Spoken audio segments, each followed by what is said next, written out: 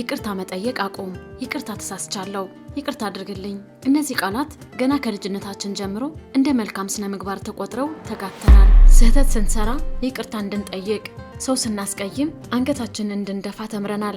ማህበረሰቡ ይቅርታ መጠየቅን እንደ ትህትናና እንደ ትልቅነት ይቆጥረዋል። ነገር ግን ወደ እውነተኛው ፉክክር ወደ በዛበትና የቢዝነስና የስልጣን ዓለም ስትገቡ ይህ ትህትና የተባለው ነገር ትልቁ ጠላታችሁ ነው ታገኙታላችሁ። ይቅርታ በጠየቃችሁ ቁጥር ሳታውቁት ለዓለም የምታስተላልፉት መልእክት አንድ ነው። እኔ ተሳስቻለሁ፣ እኔ በራሴ አልተማመንም፣ እኔ ካንተ በታች ነኝ። እንኳን ወደ ፀሐይ በደህና መጣችሁ። የነገዎቹ ሚሊዮነሮችና ስትራቴጂስቶች ወደሚነቃቁበት ስፍራ ዛሬ ማንም ሊነግራችሁ የማይደፍረውን ከታላቁ ፈላስፋ ኒኮሎ ማኪያቬሊና ከስልጣን ጠበብቱ ሮበርት ግሪን የተቀዳው ይቅርታ ያለ መጠየቅ ጥበብ አብረን እንማራለን። ይቅርታ መጠየቅ ለምን ስልጣንህ እንደሚቀንስና በስህተት ፋንታ ምን ማድረግ እንዳለብህ እናያለን። አእምሮአችሁን ከፍታችሁ እስከ መጨረሻው አዳምጡ። አንደኛ፣ ይቅርታ መጠየቅ የደካማነት ማረጋገጫ ነው። በዳርክ ሳይኮሎጂ ውስጥ አንድ ትልቅ እውነት አለ። ሰዎች አንተን የሚመዝኑህ አንተ ራስህ በምትመዝንበት ልክ ነው። አንተ ስህተት በሰራህ ቁጥር ሮጠህ ይቅርታ የምትጠይቅ ከሆነ ሰዎች አንተን እንደ ደካማና በቀላሉ የሚጠቃ ሰው አድርገው ይፈርጁሃል። ታላቁ የስትራቴጂ ጸሐፊ ሮበርት ግሪን እንዲህ ይላል፣ ይቅርታ መጠየቅ የጥርጣሬን በር ይከፍታል። አንድ ጊዜ ይቅርታ ከጠየቅ ሰዎች በሌሎች ስራዎችህ ላይም ጥርጣሬ እንዲያድሩባቸው ታደርጋለህ። ይቅርታ መጠየቅ ስህተቱን ከማመን ይልቅ ስህተቱ በትልቁ እንዲደረግ ያደርገዋል። አሸናፊዎቹ ስህተታቸው በይቅርታ ሳይሆን በተግባርና በውጤት ነው የሚያሸንፉት። ሁለተኛ፣ የኒኮሎ ማኪያቬሊ ትምህርት። የስልጣን ፈላስፋው ኒኮሎ ማኪያቬሊ ዘ ፕሪንስ በተሰኘው መጽሐፉ ላይ አንድ አደገኛ ምክር ይሰጣል። መሪ ስህተት ቢሰራ እንኳን ይቅርታ በመጠየቅ ስልጣኑንና ግርማ ሞገሱን ማርከስ የለበትም ይላል። ለምን? ምክንያቱም ህዝቡም ሆነ ተከታዮቹ የሚፈልጉት ፍጹም የሆነ መሪ ሳይሆን ጠንካራ የሆነ መሪ ነው።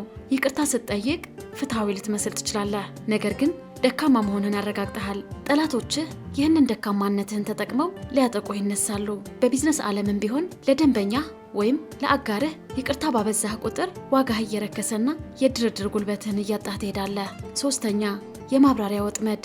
ይቅርታ መጠየቅ ብዙ ጊዜ ከማብራሪያ ጋር ይከተላል። ይቅርታ ይህ የሆነው እንዲህ ስለሆነ ነው እያልክ ስትደረድር ሳታውቀው ራስህን ለፍርድ እያቀረብክ ነው። ማብራሪያ በሰጠህ ቁጥር ጥፋተኝነትህ ይጨምራል። ቢሊዮነሩና የስኬት ተምሳሌቱ ዊንስተን ቸርችል እንዲህ ይላል፣ መቼም ቢሆን ይቅርታ አትጠይቅ፣ መቼም ቢሆን አታብራራ። ስህተት ሲፈጠር ዝምታን ምረጥ። ዝምታህ በራሱ መተማመንህን ያሳያል። ሰዎች ለምን ዝም እንዳልክ ሲጨነቁ አንተ ቀጣይ እርምጃህን ታስተካክላለህ። አራተኛ፣ በይቅርታ ፋንታ ምን ይደረግ? ይህ ማለት ታዲያ ፍጹም እብሪተኛና ስህተቱን የማይቀበል ሰው ሁን ማለት ነው? አይደለም። ብልህ ሰው ስህተት ሲሰራ ይቅርታ ከማለት ይልቅ ትኩረቱ ወደ መፍትሄው ወይ ሶሉሽን ያዘረዋል ወደ ሶሉሽን ያዘረዋል። ለምሳሌ አንድ ስራ ዘግይቶብህ ከሆነ ይቅርታ ስለዘገየው ከማለት ይልቅ በትዕግስት ስለጠበቃችሁኝ አመሰግናለሁ በል። ይህ በስነ ልቦናው ዓለም ፒቮት ይባላል። ትኩረቱን ካንተ ስህተት ወደ ሌላኛው ሰው መልካም ባህሪ ታዞረዋለህ። አንተ ባለ ዕዳ ከመሆን ትወጣና ሌላኛው ሰው ትዕግስተኛ በመሆኑ ምስጋና ይቸረዋል። ስልጣንህ ሳይነካ ስህተቱ ይታለፋል። አምስተኛ፣ ስሜታዊ ጥገኝነትና ይቅርታ።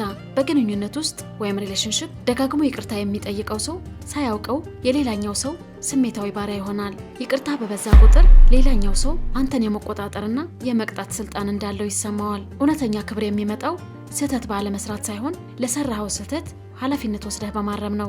ይቅርታ ቃላት ነው፣ ማረም ግን ተግባር ነው። ሰዎች ቃላትህን ሳይሆን ውጤትህን እንዲያዩ አድርግ። የፀሐይ ቤተሰቦች ይቅርታ መጠየቅን እንደ ትህትና ማየት አቁሙ። በስራችሁ በቢዝነሳችሁና በህይወታችሁ ላይ የራሳችሁን ግርማ ሞገስ ጠብቁ። ስህተት ብትሰሩ እንኳን አንገታችሁን ደፍታችሁ ምህረት አትለምኑ።